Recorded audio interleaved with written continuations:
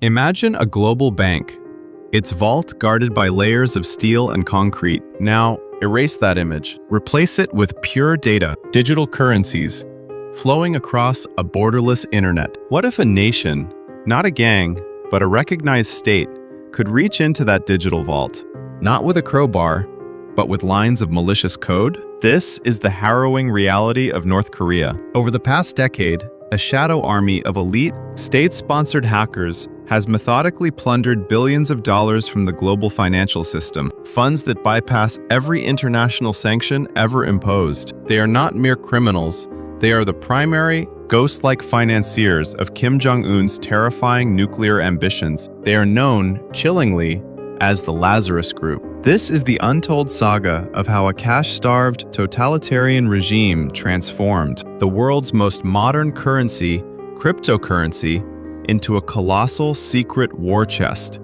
built line by line, theft by theft. The Lazarus Group isn't a single entity. It's a network of sophisticated cyber battalions operating under the umbrella of North Korea's notorious General Reconnaissance Bureau, RGB, their most feared intelligence agency. These units execute their mandates with surgical, almost clinical precision, answering directly to the highest political echelons of the regime. Their objective is brutally clear: to shatter crippling international sanctions and generate the hard, necessary currency for the state's survival. Their roots are in vengeance. Their early activity, rooted in the mid-2000s, targeted South Korean infrastructure, but their seismic global debut arrived in 2014 with the devastating public attack on Sony Pictures Entertainment, an act of digital terrorism sparked by a satirical film. This was a clear, unmissable message. North Korea's digital reach was global, destructive, and politically motivated. Yet, a pivotal shift occurred. Their focus moved from disruptive chaos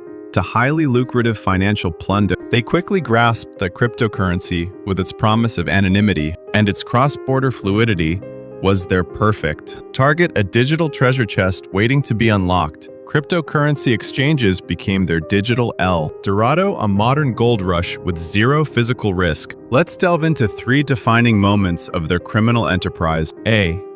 The Bangladesh bank heist in 2016.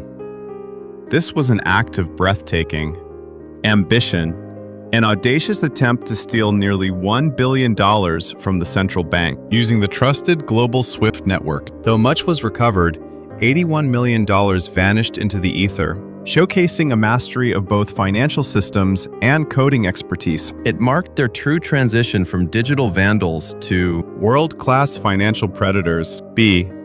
Ronin Network Axie Infinity breach in 2022. This stands as one of the single largest crypto heists in history. Lazarus exploited a vulnerability in the sidechain bridge of the Axie Infinity network, seamlessly siphoning off over $625 million worth of Ethereum. Think of the irony.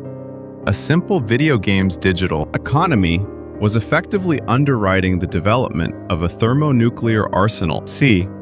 Harmony Protocol and Atomic Wallet. These recent high-profile attacks, pulling in hundreds of millions more, prove the persistent, evolving nature of their threat. They ruthlessly employ sophisticated spear phishing, highly personalized, deceptive emails targeting key engineers or top executives. The sheer scale and relentless frequency of these attacks confirm their status as the world's most successful state-sponsored cybercrime syndicate. We must ask, who are these invisible digital soldiers? They are not disillusioned teenagers. They are meticulously selected and trained from childhood within the rigid North Korean education system. They are identified early for their exceptional prowess in mathematics, cryptography, and logic, often recruited directly from Pyongyang's most prestigious technology universities. These individuals represent the pinnacle of the North Korean elite, a privileged, insulated class, granted access to foreign internet,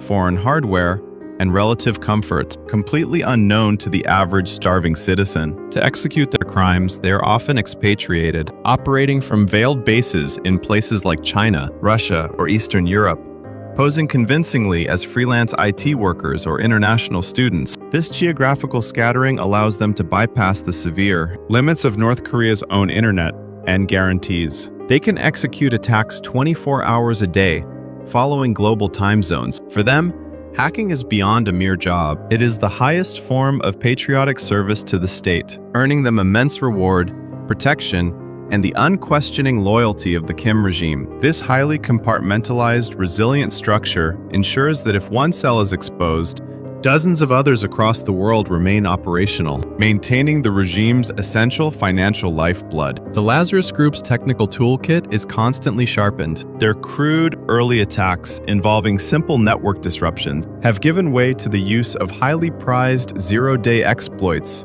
and masterful social engineering. Their chilling signature technique is the supply chain attack, where they first compromise a trusted, legitimate software vendor, and then leverage that established trust to secretly infiltrate thousands of target organizations, simultaneously a domino effect of digital malice. Crucially, their success lies in patience. They may spend 6 months or even a full year conducting quiet reconnaissance, digitally mapping every corner of a target network, isolating the single weakest employee, and planting their digital sleeper agent code, lying dormant until the perfect, highest value moment to strike. This long-term, calculated persistence is the terrifying hallmark of true state-sponsored cyber warfare. Stealing the crypto is only half the crime. The final, crucial act is laundering the billions without leaving a trace. This necessitates an elaborate, digital, multi-stage money laundering apparatus. The laundromat Lazarus employs sophisticated tools known as crypto mixers services, like the now-sanctioned Tornado Cash. These mixers pool stolen coins from countless sources, churning and scrambling the transaction histories, effectively rendering the original path of the theft invisible. From there,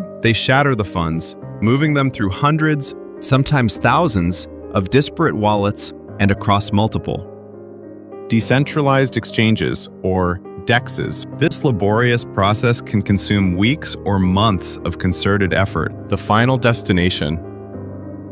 Once the funds are deemed sufficiently clean, they are converted into spendable fiat currencies, perhaps Chinese yuan or euros, through illicit brokers, sometimes physically transported across borders, finally reaching the state treasury to pay for military hardware and luxury goods. Against this terrifying wave, the international community has been compelled to act. Law enforcement agencies led by the FBI, the U.S. Treasury, and global security partners have taken decisive steps, freezing funds, issuing official warnings, and imposing specific sanctions against wallets known to be tied to Lazarus. They are actively pursuing legal remedies, filing federal indictments against identified key members, and establishing highly specialized cyber tracking units. The successes are hard-won. The seizure of certain cryptocurrency assets mid-laundering has been a major victory, proving that the digital paper trail, however obscured, is not unbreakable. But this remains a constant, high-stakes game of cat and mouse, where every new sanction merely pushes North Korea to invent an even more sophisticated, opaque, decentralized technique. This phenomenon is not merely a technical crime story. It is a profound threat to global security. First, the erosion of trust. Their success legitimizes and emboldens every other state and non-state actor. It drastically lowers the barrier to entry for large-scale state crime, making our entire interdependent digital economy fundamentally less safe. Second, geopolitical terror. The money stolen is directly channeled into geopolitical instability. United Nations analysts now estimate that the revenue from these continuous cyber heists funds well over 50% of North Korea's ballistic missile program. Every successful hack translates into more missile tests and a closer, more advanced nuclear threat against free nations. Third, the human tragedy. The vast wealth stolen money that could have flowed into humanitarian aid, sustainable infrastructure, or global education is instead poured into a totalitarian regime's instruments of fear and destruction. This is the tragic, often unseen cost of the world's most successful state-sponsored crime syndicate. The fight against this pervasive shadow army requires more than just dedicated intelligence agents. It demands unyielding vigilance from every single one of us, stronger institutional security, A personal awareness of the subtle tactics of phishing and unwavering international cooperation are the only true means to permanently sever the illicit funding pipeline that fuels Kim Jong Un's nuclear arsenal. What steps do you believe the world should take next to finally shut down North Korea's digital crime wave? Share your thoughts and insights in the comments below. And if this deep dive into the darkest corners of cyber warfare was valuable to you, please take a moment to like and subscribe for more investigative content.